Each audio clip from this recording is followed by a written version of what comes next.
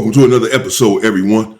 Mob James from Mob Piru at one time was one of the most feared Pirus in Compton, California. In fact, he had one of the more recognizable names in the greater Los Angeles area.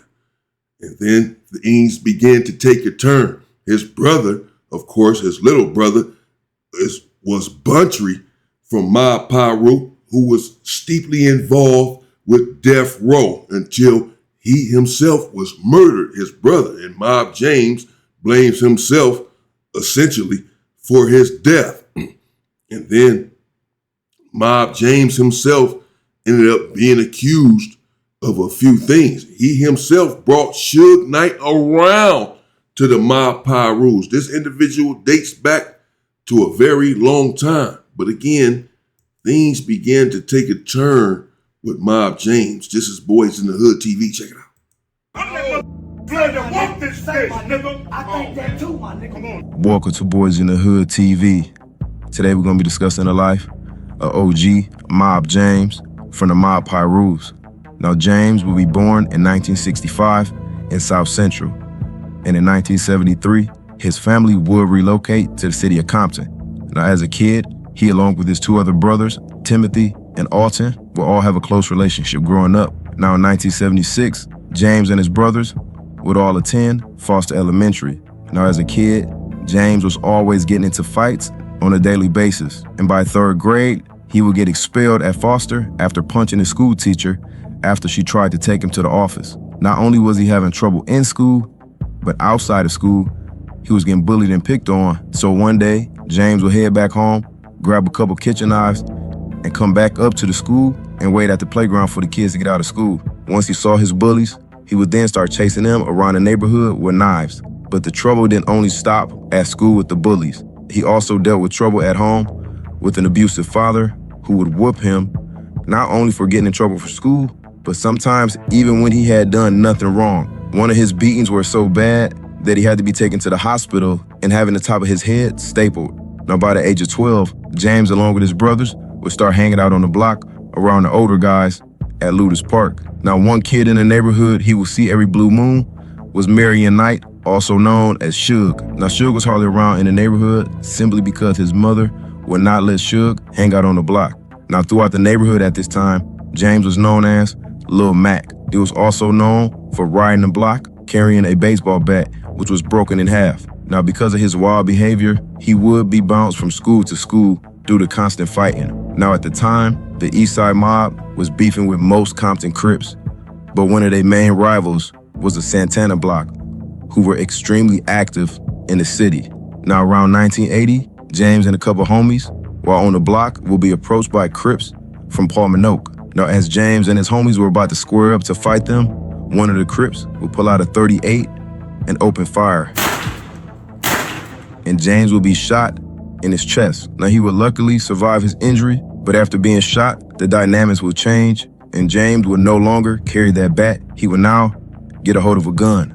Now from this point on, James would turn his gangster all the way up and he would officially get put on to the mob. Officially put on to the mob. And of course, this is how it happens. Oftentimes we see one incident that turns an individual's life around. You once just carrying bats, even though, that's not a lot better. You're beating on people perhaps with the bat. But now you're carrying a weapon because you've been shot in the chest. But he survived that. He's still around. In fact, again, his brother ended up losing his life. Buntry, the infamous Buntry from Mob Piru, shot down at a gas station or something. But Mob James, he's older now, but he's still around. But we're going to get to everything that, supposedly he has some allegations against him as well, according to this. And one of his homies named Michael Rose will give him the nickname Mob James. Now, just like elementary school and junior high, James would have trouble staying at one high school due to his behavior. And this would lead to him trying to enroll into Dominguez High. But the day of enrollment, as his father is inside the office signing the paperwork, James will be outside fighting the Crips. And immediately, his enrollment will be terminated. So the next school he will be sent to will be Centennial High School. But at this point, James no longer had any interest in going to school. So what James decided to do was to grab his jacket that he got shot in the chest with and he would cover that bullet hole with the letter CK, and he would paint Piru on the back. So every day, he would go to Centennial High and Dominguez High, simply looking for trouble, trying to start fights. But eventually, James would drop out of high school completely and start gangbanging full time. Now, this reckless behavior would have its consequences. And one night, he would return back home to find his little brother. Gangbanging full time is not necessarily the career that you want. A full-time job, yeah. Gangbanging full time is going to end badly, like it has done for him, his family, and so many other families. Playing with his gun. So to teach his brother a lesson, James would grab the gun and point it at him, telling him, what if it had a bullet in it? What? And that's when the gun would accidentally go off, shooting his brother. Now his brother would survive, but his father would be pissed off and would try to put hands on him. And James would let his father know if his father did try to touch him, it would definitely be a problem. Now at some point in time, his father and his mother would separate and his father would move out. Now violence in Compton would get increasingly worse due to... Why would you point the gun at your brother's head and say, or wherever you pointed the gun, perhaps not at his head since he survived, would say, what if it was a bullet in here? It was to teach him a lesson. Well, fool, it is a bullet in there. You just shot your brother. Cocaine moving in, and also the use of guns. And Mob James would find himself right in the middle of it. Around 1982, James would get news that one of his homies were being jumped by a group of Samoans up at the Compton swap meet. So James would head up to the swap meet to confront them. But little did he know that it was a 12-year-old kid hiding behind a car with a shotgun who would open fire on all of my Pirus. And sadly for James, he would be hit, but he would survive. Now, even after being shot on 2 different occasions, this would not stop James from gangbanging or running the streets. It simply made him that much more dangerous. Now, when he wasn't in Compton, James would visit his grandparents in South Central on 81st and Hooper, which was located in the Kitchen Crips hood. Now, James would develop a close relationship with OG Craig Monson, little brother, named Runt from the Kitchen Crips. Now, they were known for being super tight and having each other's back if anything ever went down. Now, over the next few years, James would continue to be active in the streets. Now, one night, James would attend a party where there were rival Crips at, and one of the gang members who was in a wheelchair would try to press James and start banging on him. So James, being the gangster that he was, he would knock the dude out his wheelchair, and things would only go up from there. As James and the mob members went out to the van, Crips from inside the party would come out blasting, and it would be an all-out shootout between the mobs and the Crips, and James, in the midst of all the gunfire, would be hit in the back with a 4.5. Yet again, James would survive this injury. Now with the... He should change his name to Cat for 9 lives. This is the 3rd time he done got shot, old Mob James here. The 3rd time. He's surviving all of this. But all of us can only survive so much. But shout out to this individual for surviving everything to this juncture, because it's not easy. But we can see that he had turmoil at home with his father, being beaten. It is alleged anyway that he was beaten at home. This will cause individuals to act up and become violent. The fact that he was shot in the chest at a young age, started carrying a weapon himself to protect himself, even though apparently it's not necessarily working because he's been shot 2 more times. Because if you live by the gun, you die by the gun. This is what we don't want to do. Rise in drugs, Mob James, like many of his homies, would start selling dope to make their money in the streets. Now in 1984, James and his brother would be kicking it on the block when they would notice a van constantly driving back and forth through the hood. So James started getting suspicious, so he would quickly head back to his house, grab his gun. Now once he pulled back up on the block, that same van would be seen, and it would suddenly stop at the dead end part of the street. And out of nowhere, the man inside would then open fire. So James and his brother would then return fire back. Now as multiple shots are being fired, suddenly the shooters inside of that van would stop shooting. And the reason was that one of them had been shot and killed, which was a 16-year-old boy. Now that van would immediately flee the scene, while Mob James and his brother would continue to open fire. But only seconds later, the Compton police would pull up on the scene and arrest both James and his brother. Now while at the hospital, that driver of that van would admit to the police that they had planned on stealing the gold Daytons off of James's car. Now because he admitted to this, both James and his brother would be released, due to self-defense. Now, because of the gang violence had hit such a high rate, the city would issue a specialized gang supervision program, which Mob James would be on that list, and any violations would get him sent to prison or jail. Now, in 1986, when James would refuse to go see his PO, this would lead to him That's still tough to live with. Even though you got out, you got released, and even though apparently it was self-defense, the individuals came looking to rob you, and a shootout ensued in which, unfortunately, a young kid lost his life, 16 years old. This is still something that you have to live with, no matter how tough and how hard you are. But this is what goes on in the street life. This is certainly what was going on in Compton, California, and Los Angeles, California in these days. But really, of course, it still is. And the culture is sadistic and dog eating. And we want to do away with it. Violating his supervision, and he will be sent to prison for 2 years. Now, after being in prison for those 2 years, James will realize that this was not the place that he ever wanted to be again. And in 1988, he will be released and be back on the streets. Now, the very next day after being released, Suge Knight will get word and come back to Compton and visit James at his house. And he and James will become super tight and start kicking it every day. Suge at the time will be working security, and he will ask James, did he want to come along with him and start working the security job? And James would accept. Now, around 1989, his brother Buntry will be paroled after an attempted murder on a police dog after choking him nearly to death. Now, once out, James will put his brother on, and he will start working with him along with Suge Knight. Hold on, man. Attempted murder on a police dog for choking a dog, trying to choke the dog to death. Jeez. Buntry, his brother. Oh, my goodness. Now, in the following year, 1990, Suge Knight would partner up with a local record company called Fern Hill Records, and Mob James and his brother and the other mob members would be hired as a security. Now, James would witness the infamous Vanilla Ice incident of Suge Knight forcing Vanilla Ice to sign over all his publishing. Now, this wouldn't be the only incident that James would witness or be involved in, but it was a lot of things that James will be a part of where they would strong-arming a lot of record executives, including artists in the industry. Eventually, James will become the head of Death Row Security. Now, as Death Row started to build their roster, they would attend the Soul Train Awards. Now, that night, Mob James, along with the Piru members, were wearing their suits, kicking it in the back of the limo. But also, DOC, who was formerly with NWA, was drunk at the time and would decide to hop in the front seat of the limo and take it for a test spin. He would start driving like a madman down the street, nearly wrecking the car and killing everybody in the inside.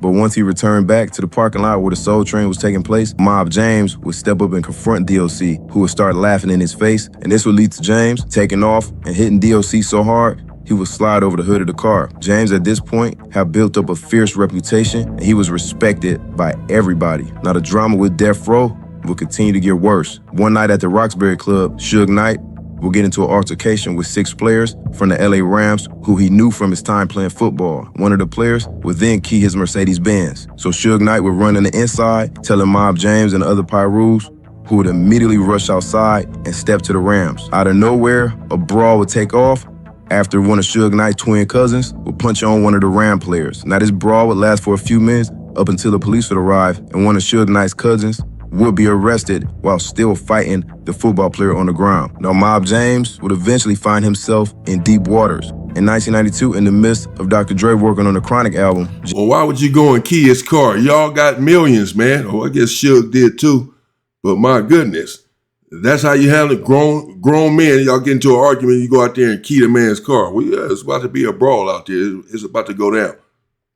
James would find himself being arrested for attempted murder, but due to lack of evidence, the charges will be dropped to an accessory after the fact, and he would only spend 8 months in county before finally being released. Now, over time, this individual has been through a lot, man, from his childhood on.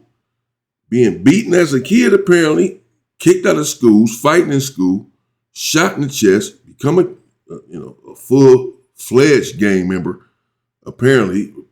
Partially, I'm sure, because of some of these incidents. Your brother's a full-fledged member. Y'all are a part of Death Row as Death Row's going. You didn't shot your brother.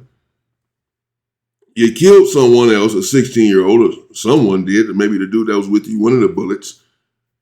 But even though apparently that was self-defense, even the law said so and let you go, still a life is gone. You got shot again in the back. shot again somewhere else with a shotgun. Man, what the hell? It's time to sit down.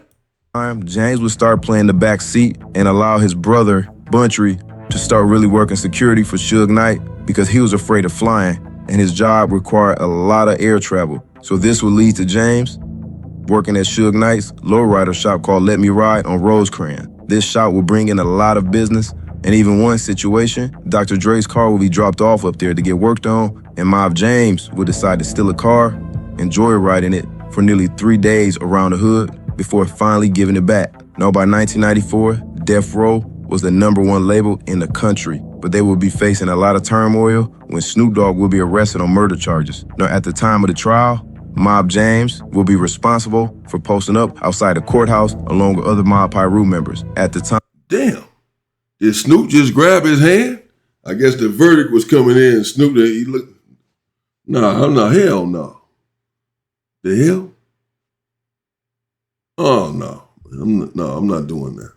It had been rumors of some Long Beach Crips who were upset with Snoop Dogg for allegedly not showing love to the city after moving out. So James' job and the other Pirus were to keep watch just in case any of the Long Beach Crips decided to come up there. Now, about a year later, in October 1995, Tupac Shakur would be released from prison and was signed to Death Row. Now, this was a chess move by Suge Knight, who already had a deep hatred for Puff, but he also knew that Pac had a deep dislike for both Big and Puff, so he would use this to his advantage. Now, Mob James would be acquainted with Tupac and thought he was very talented, but they would have very little interaction. Now, this would be due to James not liking how Pac started to move, especially affiliate himself closely with the Mob Piru members and eventually getting a mob tattoo. Niggas try to play that gangster, but we MOB for motherfucking real. Now, with all this going on, MOB still had beef in the city of Compton. Now, at the time, Mob James' baby mother lived in the Southside Compton Crips neighborhood. That's not necessarily why Tupac got the tattoo. We all know that Tupac was associated, if you will, through Suge. And Suge was really associated through Mob James and others. He was not, and is not a real member, is Suge Knight. And clearly, Tupac was not either. He hails from New York. And he came out here in his 20s, did Tupac. And many people, Tupac himself was saying, of course, that when he was saying mob, he was saying money over biatches. That's what he meant by that. Not Mob Piru. But of course, everyone has their own take on that.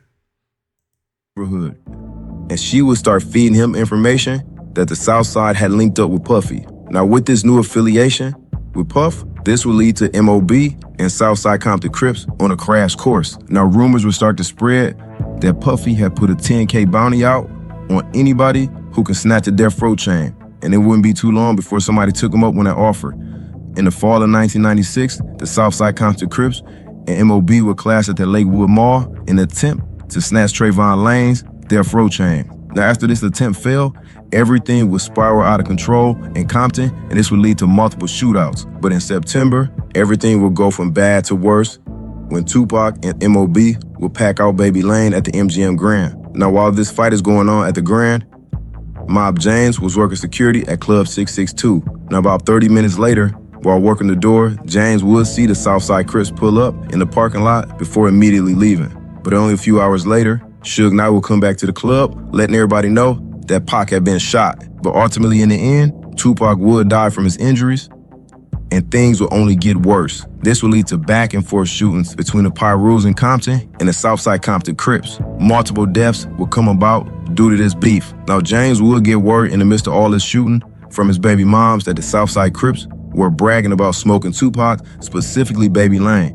But at this point in time, it didn't matter. The war was already on, and bodies were already dropping. Now, once Tupac died, Death Row would slowly start to fall apart, and eventually, the war that nobody saw coming would show up on Death Row's doorstep, and that would be the beef with Compton Pirus clashing with each other. And one of the first deaths would be Heron from Ludus Park, who would be gunned down in 1997. Now, once Mob James saw the Pirus going against each other, this is when he would start to distance himself from Death Row Records, because seeing his homies going to war was something that he wanted no parts of. But in 2002, Mob James' entire world would come crashing down. His brother Buntry would get lined up by another homie for allegedly having a tape which showed the death of Big V from Fruitown, Piru. Now, this would lead to Buntry being shot and killed at a gas station in April of 2002. And the death of his brother would break James' heart completely. Now, the day of his brother's death, he would grab his AK-47 and was ready for some payback. But his mother would be that calming voice who was able to talk him down to stop him from possibly causing more bloodshed. The violence between the Pirus would still continue, and James would lose even more homies after this. Now, by the mid-2000s, Mob James had completely stepped away. Yeah, and that's exactly what it was. He began to blame himself for his brother's death. He said had he not brought him around death row, that he believes that his brother would not have been killed. Of course, the Mob Pirus are indeed involved in a bloody war with another Piru gang, and allegedly this is who took Buntry out, a member of the other group. But he certainly blames himself. And again, this individual just seems, the eyes tell it all. If you look at some of his interviews and all, it just seems he appears to be someone who's been through a whole lot, but has stayed strong.